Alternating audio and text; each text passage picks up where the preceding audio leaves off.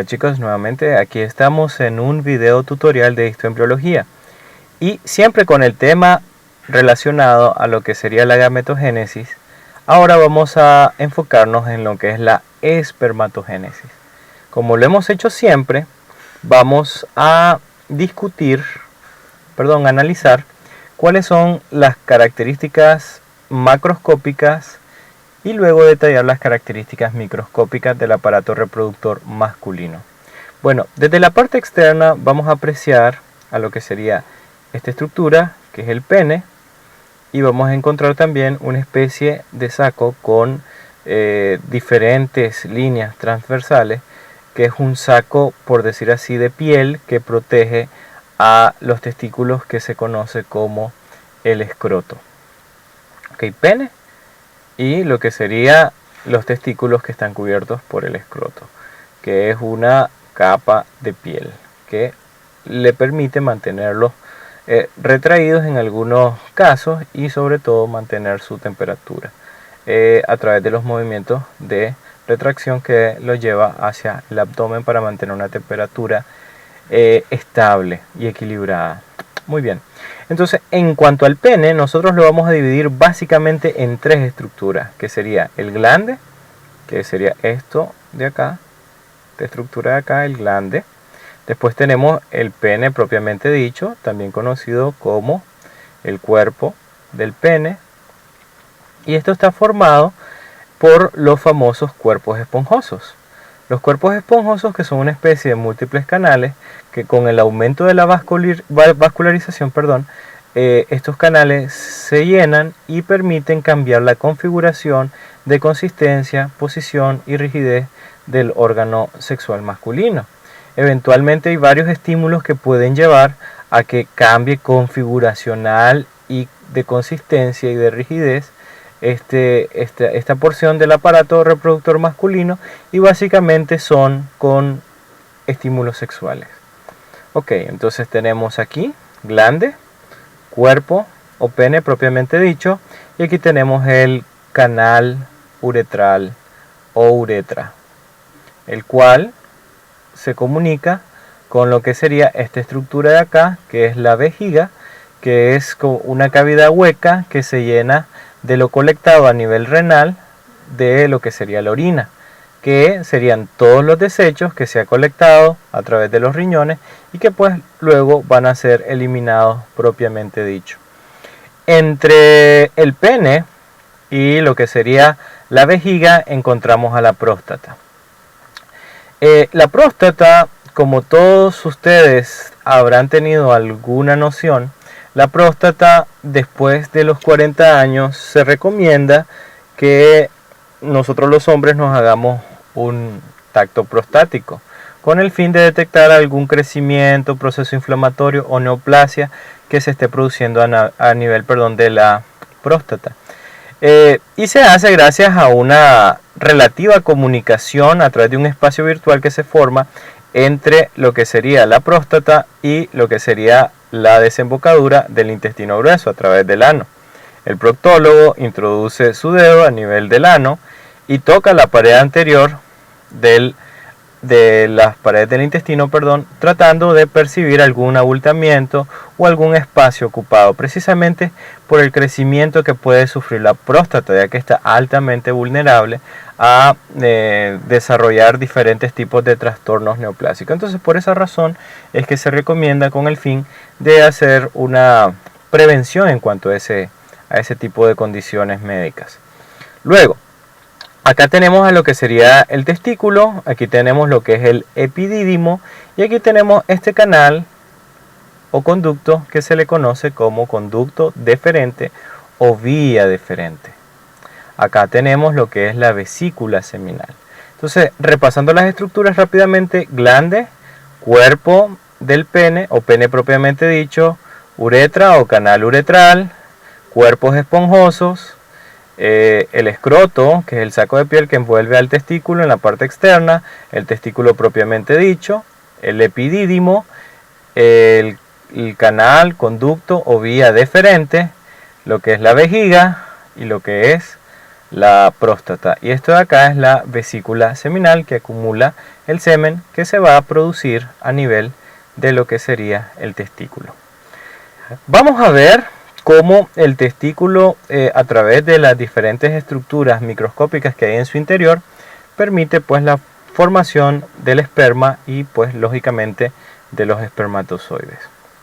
Aquí tenemos un corte longitudinal del testículo donde podemos apreciar a esta estructura acá, que es el epidídimo, que se puede dividir en cuerpo y cabeza del epidídimo. ¿Por qué? Porque aunque aquí en el esquema no se nota muy bien, en el corte histológico vamos a tratar de detallarlo mejor. Es en ese sitio donde hay una especie de engrosamiento del epidídimo. Esto de acá sería la vía deferente o el canal deferente. Y aquí tenemos lo que sería en cada uno de estos lóbulos separados por septums, tenemos a lo que son los túbulos seminíferos. En los túbulos seminíferos se van a producir los espermatozoides. Los encargados de producir los espermatozoides es una capa interna que está dentro de lo que sería los túbulos seminíferos, que se le conoce como capa tubular. Y una célula muy importante dentro de la capa tubular se le conoce como las células de Sartoli. En la parte externa del túbulo vamos a encontrar a lo que sería otra célula importante que está en la capa definida externa como la intersticial, la cual está formada por tejido conectivo, en la cual tenemos una vascularización importante, y también vamos a encontrar las células de Leydig. Vamos a tratar de discutir acerca de cuál es el papel de cada una de estas células y cómo ellas en conjunto pueden llegar a formar a los espermatozoides. Entonces, recapitulando algunos aspectos que no mencionamos, esta porción aquí superficial del testículo sería una parte análoga de lo que nosotros comúnmente conocemos como la túnica albuginia. Esa ya la vimos en el ovario. Luego tenemos una parte interna acá, en un engrosamiento, que también es de una especie de tejido conectivo, pero que no es fibroso propiamente dicho, sino que hay densas fibras colágenas y se le conoce como el mediastino, pero el mediastino testicular. Lo vamos a ver en el corte histológico con mayor claridad.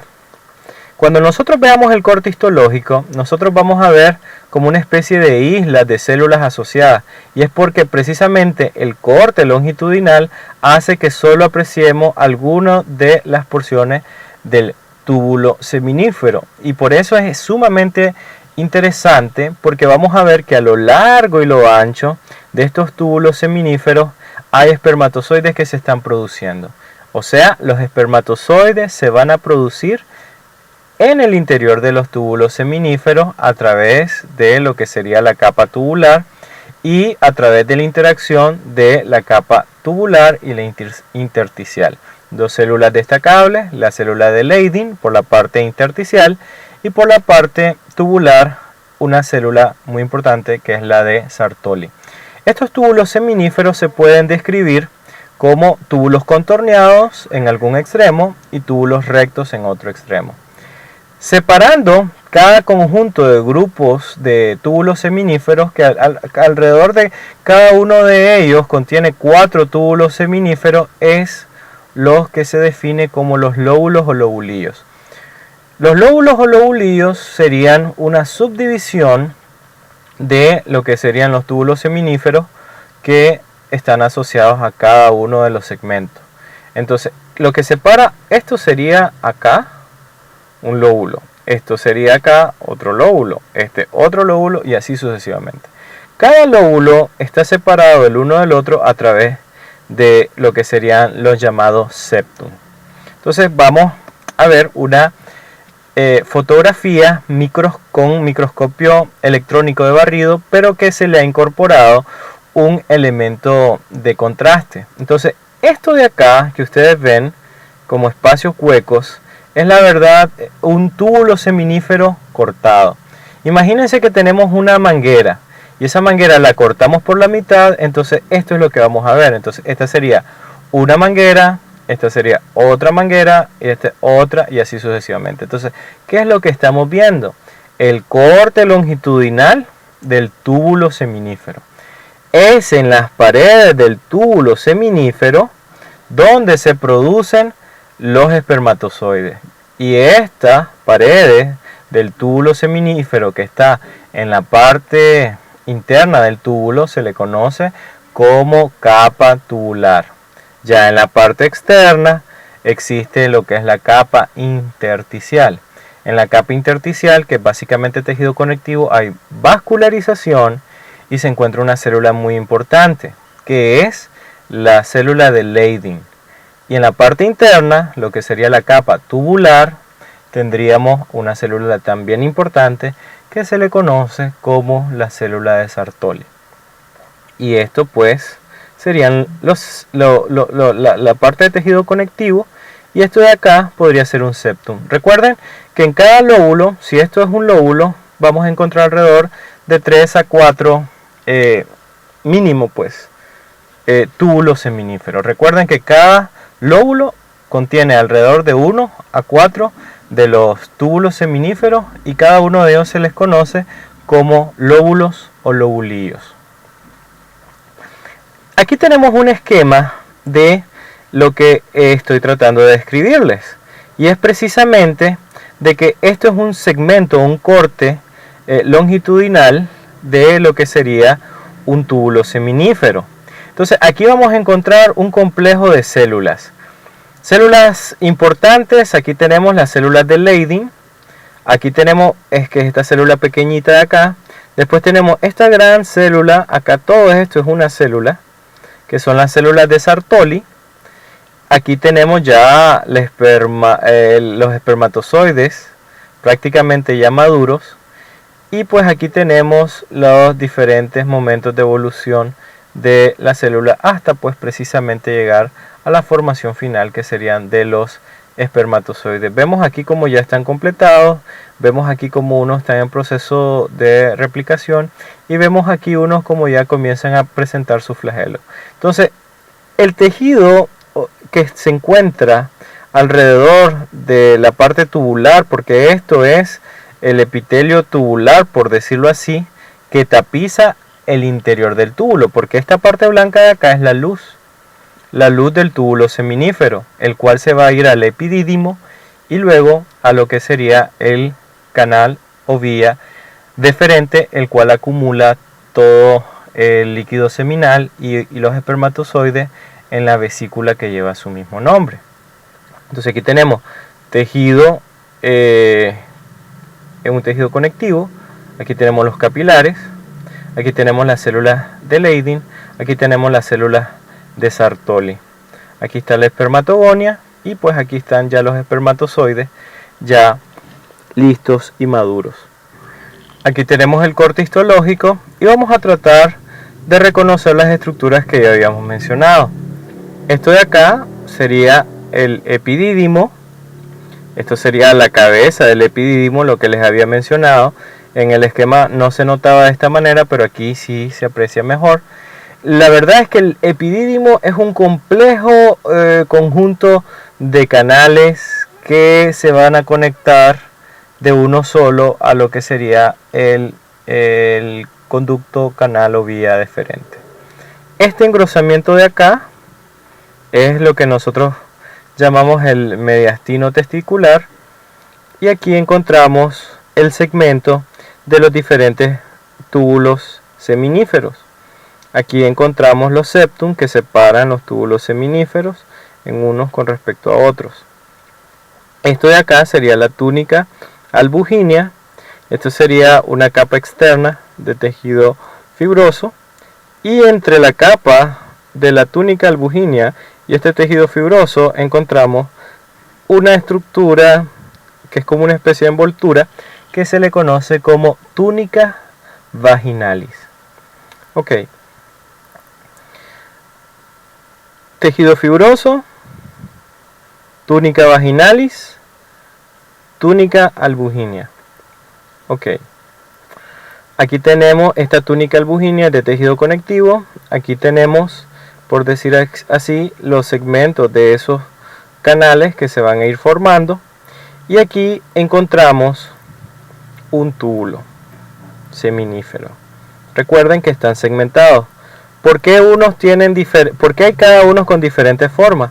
Porque recuerden que los túbulos seminíferos tienen formas contorneadas. Entonces, como están hechos un colocho, por decirlo así, hay unos que están rectos, otros que están doblados. Por eso los segmentos son de diferentes formas, por el tipo de corte. Por eso es que se ven como islas de células, pero son realmente los túbulos que están enrollados, y que cuando se hace el corte, pues porque están enrollados no se establece un corte homogéneo. Hay unos que estaban rectos, unos que estaban estirados, unos que fueron cortes a diferentes dimensiones. Entonces aquí es muy importante hacer una diferencia entre dos tipos de capas de células como tales. La parte más externa, que la vamos a definir como la capa intersticial. Aquí vamos a encontrar a las células de Leydig y vamos a encontrar vascularización. Hay tejido conectivo importante aquí alrededor. Y en la parte interna, que sería la túnica o la capa, que sería tubular. Y ahí encontramos precisamente a las células de Sartoli. Entonces, célula representativa de la capa externa del túbulo seminífero, célula de Leydig. Célula representativa de la parte interna o de la capa interna del túbulo seminífero, célula de Sartoli. Esta era la túnica albuginea, tejido conectivo. Y esto es cada uno de los múltiples túbulos seminíferos distribuidos a lo largo y lo ancho del testículo. Vamos a mostrar un corte donde nosotros podamos apreciar de mejor manera el interior de lo que serían los túbulos seminíferos.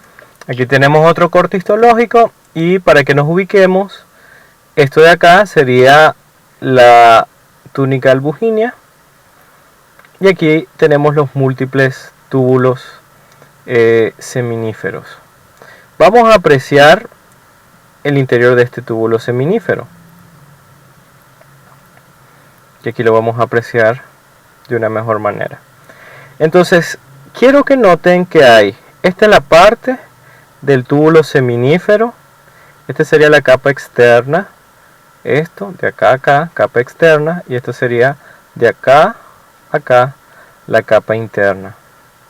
La capa externa es la capa intersticial. Aquí encontramos a esta célula. Esta célula, esperemos que se pueda apreciar muy bien.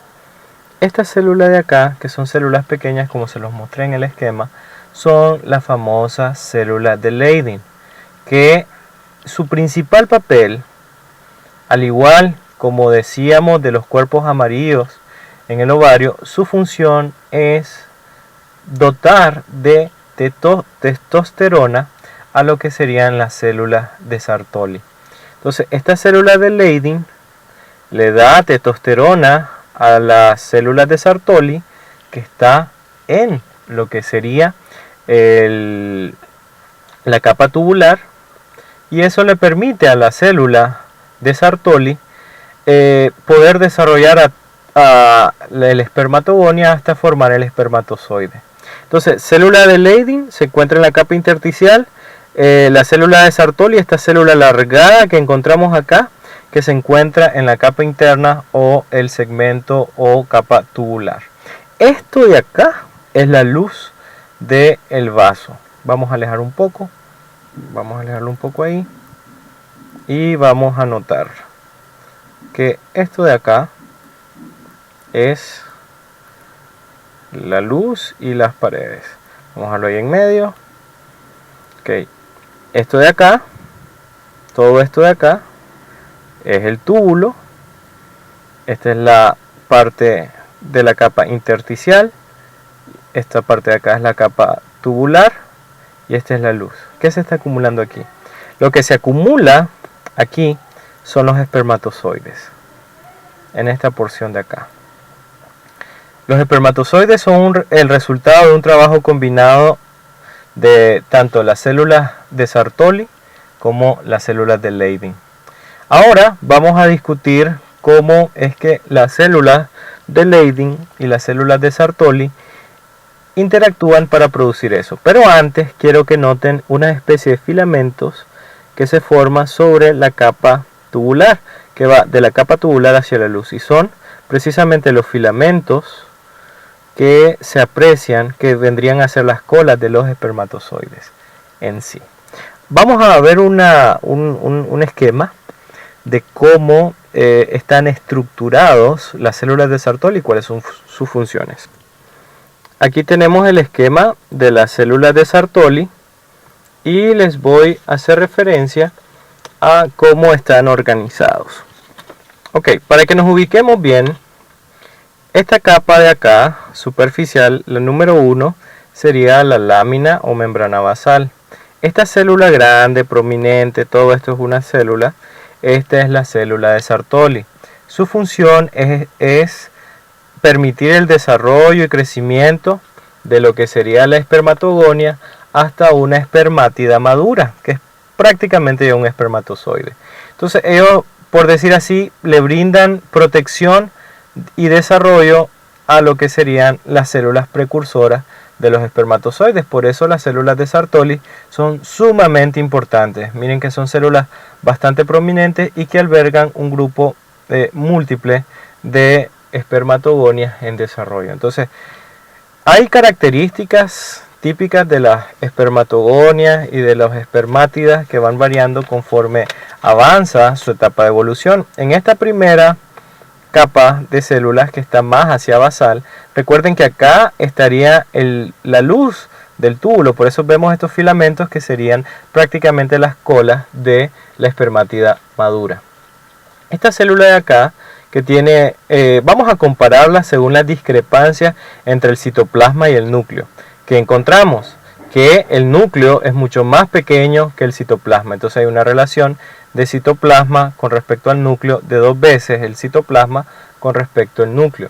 Esta célula que se encuentra más basal se le conoce como espermatogonia. Esta célula que es, por decir así, la más primaria. Luego tenemos una célula cuyas proporciones de citoplasma y núcleo ya son de 1.5 de citoplasma con respecto a 1 de el núcleo. Esta célula de acá se le conoce como espermatocito de primer orden, en esta segunda capa de acá. Luego, en esta tercera capa de acá, nosotros encontramos al espermatocito de segundo orden. Y aquí la proporción de lo que sería el núcleo ya aumentó con respecto al anterior. Entonces tenemos una proporción de, por decir así, 1.5 y tenemos, por decir así, de 1.2 de lo que sería el núcleo, 1.5 de citoplasma y 1.2 de el núcleo. Prácticamente, y en la capa más superficial o una de las más superficiales, tenemos a prácticamente la espermátida. Acá la relación de núcleo-citoplasma trata de mantenerse equilibrado para que nosotros notemos el cambio y la evolución que ha sufrido a lo largo de su desarrollo. Y aquí ya tenemos a la espermátida madura, que ya prácticamente está por liberarse hacia la luz del túbulo seminífero.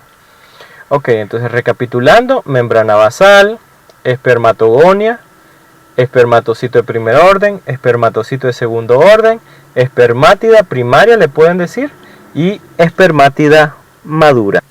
Regresando al corte histológico, vamos a hacer referencia, no quiero detallar mucho, vamos a hacer referencia a estas estructuras rápidamente.